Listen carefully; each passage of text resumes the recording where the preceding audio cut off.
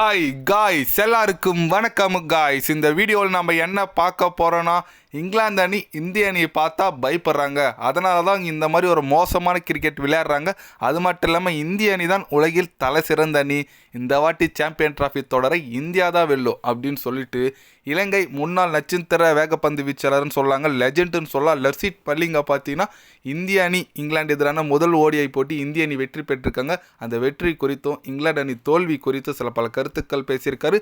அவர் என்ன பேசினார், ஏது பேசினார் சொல்லிட்டு வீடியோவில் டீட்டெயில்டாக பார்க்கலாம்.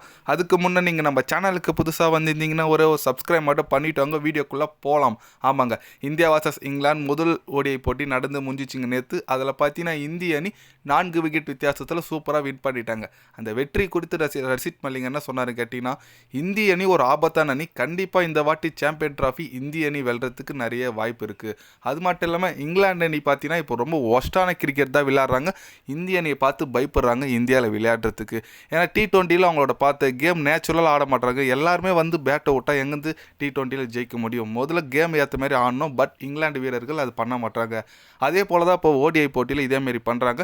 இந்திய அணியோட பந்து வச்சு அவங்களுக்கு எப்படி ஆடுறதுனே தெரியல. அதனால தான் இங்கிலாந்து அணி தோல்விக்கு காரணம். அவங்க கண்டிப்பாக இதுலேருந்து மீண்டு வரத்துக்கு வாய்ப்பே கிடையாது. அடுத்த ஓடிஐ போட்டியும் இதே மாதிரி இருந்தால் கண்டிப்பாக இந்தியா தான் வெல்லும் அப்படின்னு சொல்லிட்டு இங்கிலாந்து அணியை கொஞ்சம் அசிங்கப்படுத்தி பேசியிருக்காருன்னு சொல்லலாங்க லசித் மலிங்கா. அவர் சொல்கிறது கரெக்டு தாங்க. ஏன்னா இங்கிலாந்து பேட்ஸ்மேன்கள் எப்படி விளையாடுறதுன்னே தெரிலுங்க. வந்தால் அதிரடி தான் விளையாடுறாங்க. இந்த கேமுக்கு ஏற்ற மாரி இப்போ விக்கெட்டு போயிடுச்சுன்னா அதுக்கேற்ற மாரி வச்சு ஆடணும்லாம் கிடையாதுங்க. வந்தால் அதிரடி தான். இப்போ நீங்கள் இந்த ஃபஸ்ட்டு ஓடியை கூட பார்த்துருப்பீங்க. பவர் பிளேயில் பார்த்தீங்கன்னா சால்ட்டு நல்லா அதிரடி ஆடினார், ஏற்ற ரன் வந்துச்சு. அதுக்கு மேலே கொஞ்சம் வச்சு ஆடணும். திருப்பி ரன் அவுட் ஆகுது, அதிரடி ஆடுறது அப்படியே கண்டினியூ பண்ணியிருந்தால் எங்கேருந்து ஜெயிக்கிறது? அதனால தான் தோல்விக்கு காரணம். அதுதான் சூட்டி காமிச்சிருக்காரு நம்ம லசித் மலிங்கா. ஆனால் பட்லர் சொன்னங்க, ஒரு ஆளாக அவர் மட்டும் போடுறாரு. T20 கொஞ்சம் டீசெண்டான கிரிக்கெட் விளையாடினார். ஓடியிலும் முதல் மேட்ச் இதை கேப்டனாக ஒரு பொறுப்பெற்று ஆடுறாரு. மற்றபடி ஜோ ரூட்டு அப்படி இப்படின்னு சொல்லிட்டு கூட்டிகிட்டு வந்தாங்க. யாருமே எதுவுமே பண்ணல. ரொம்ப ஒஸ்டான கிரிக்கெட் தான் விளையாடுறாங்கன்னு சொல்லாங்க. அதேமாதிரி போலிங்னு நம்ம அஷித் ராணா என்னமா போட்டாருங்க 3 விக்கெட்டு. ஃபஸ்ட்டு பவர் பிளேல் பார்த்தீங்கன்னா ஒரு ஓவர் அடிச்சிட்டாங்க. அப்புறம் 2ஆவது ஸ்பெல்லில் கொடுத்தாங்க. செமையாக ஒரே ஓவரில் 2 விக்கெட் எடுத்து மேட்சை மாற்றி கொடுத்தாரு.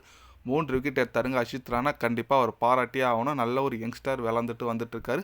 ஆனால் இவர் நல்லா போட்டாருன்னு சொல்லலாமா, இல்லை இங்கிலாந்து பேட்ஸ்மேன்கள் அந்தளவுக்கு கேவலமாக விளையாடினாங்கன்னு சொல்லலாமா? எதுவுமே எனக்கு புரிய மாட்டேது. ஏன்னா அவர் போட்டது எல்லாமே ஷார்ட் பால்.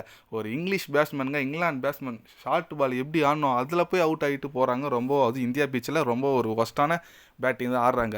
ஆனால் இந்திய அணி தரமான போலிங் போட்டுச்சு, அது ஒத்துக்கணும். ஏன்னா ஸ்பின்னர் ரவீந்திர ஜடேஜாலாம் செமையான ஒரு பெர்ஃபார்மன்ஸ் கொடுத்தாரு. இன்னும் கூட ஜடேஜாவை எப்படி ஆடுறதுனே தெரிலங்க இங்கிலாந்து பேட்ஸ்மேனுக்கு. அதனால் கண்டிப்பாக நீங்கள் சொல்லுங்கள், இந்திய அணி இந்த வாட்டி இந்த இங்கிலாந்து சீரீஸை ஜெயிக்குமா ஜெயிக்காதா, இல்லை இங்கிலாந்து இன்னும் வாய்ப்பு இருக்கா சீரீஸ் ஜெயிக்கிறதுக்கு? உங்களோட கருத்து என்னன்னு சொல்லிட்டு மறக்காமல் கமெண்டில் சொல்லுங்கள். இது போன்ற ஸ்போர்ட்ஸ் யூஸை தெரிஞ்சுக்கணுன்னா சேனலை சப்ஸ்கிரைப் லைக் ஒன்று பண்ணிக்கோங்க. கண்டிப்பாக கிரிக்கெட் பற்றி day by day channel update வரும். மறக்காமல் சப்ஸ்கிரைப் மட்டும் கொஞ்சம் பண்ணி வச்சுக்கோங்க. நன்றி, வணக்கம்.